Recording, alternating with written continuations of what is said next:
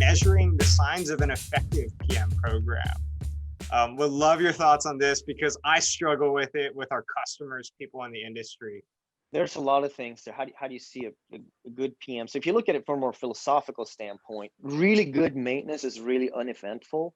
It's actually really boring because everything just works, right? You're the Maytag man. I'm not saying maintenance people would just sit with their feet up, not doing anything like the Maytag man. When you just come in and the environment is just completely different. You don't have any people on shift. Why don't you have any people on shift? Because a plant can run 16 hours. They have one instrument guy on shift. That's it. You don't have, because we don't have any breakdowns. So those are typical signs.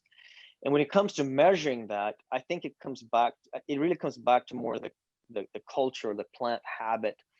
But if you're going to set this up in CMMS, you definitely want to have PM completion, right? Did I do the PMs I said I want to do? But that is based on that you actually have good PMs to start with, like you said, right? Exactly. And if you don't have that, what's the point of measuring that?